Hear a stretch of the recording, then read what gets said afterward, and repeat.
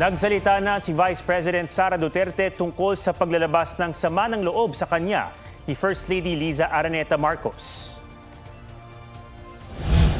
Karapatan ni unang ginang Liza Marcos na makaramdam ng sama ng loob at galit. Subalit, ang kanyang personal na damdamin ay walang kinalaman sa aking mandato bilang isang opisyal ng pamahalaan.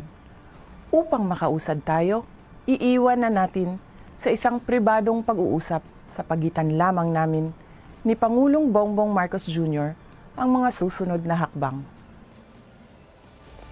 Matatandaang inihayag ng unang ginang ang kanyang disgusto sa pagtawa ng bise noong tawagin ni dating Pangulong Rodrigo Duterte na bangag si Pangulong Marcos.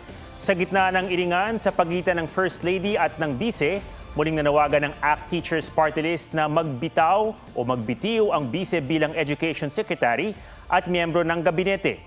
Kinukuha na namin ng pahayag si Vice President Duterte at ang Malacanang pero wala pa silang tugon.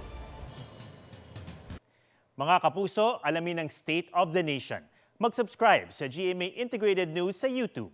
Sa ating mga kapuso abroad, samahan nyo kami sa GMA Pinoy TV at sa www.gmanews.tv.